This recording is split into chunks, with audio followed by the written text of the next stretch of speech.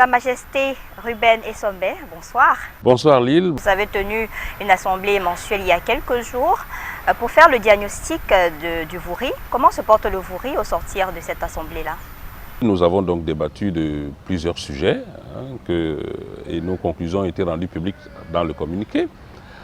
Les principales, si vous voulez que je...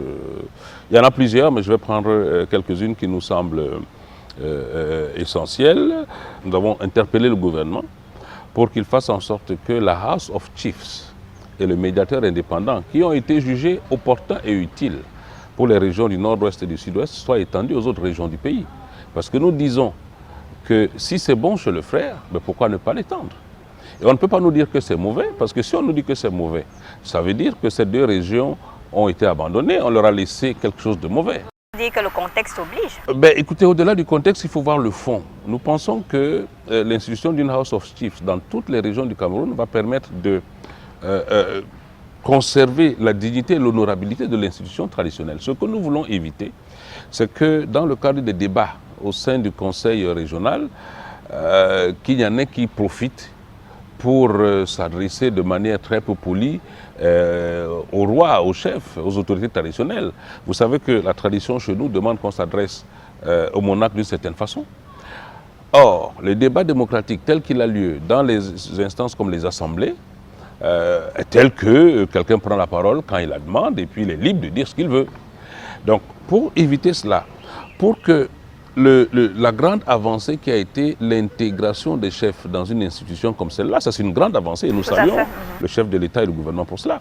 Mais il faut éviter que ça ne devienne un instrument pour peut-être rabaisser, pour peut-être humilier les chefs traditionnels. Alors que le cas du sud-ouest et du nord-ouest permettent que les chefs soient dans le conseil régional, mais qu'ils siègent dans une chambre à part.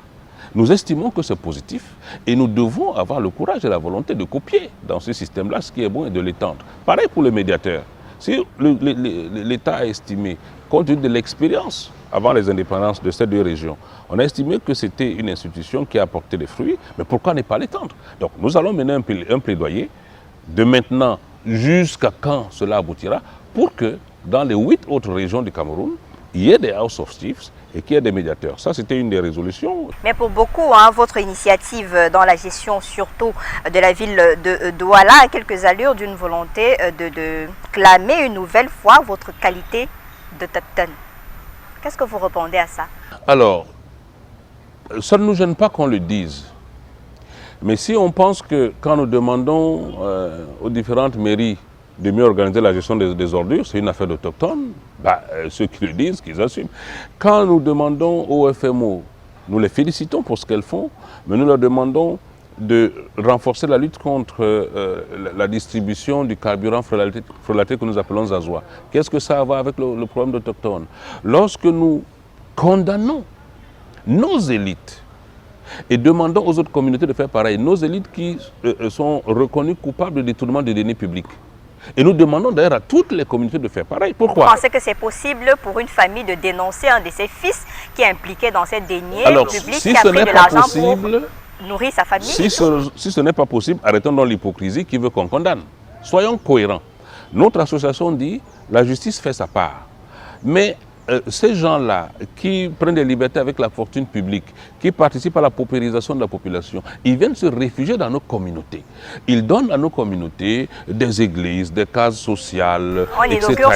On inaugure avec votre onction. Et tout le monde. Mais c'est pour ça que nous condamnons justement. Nous disons il faut arrêter. Majesté Nez Ruben Essombe, merci d'avoir accepté notre invitation. Merci Lille, merci à Canal 2.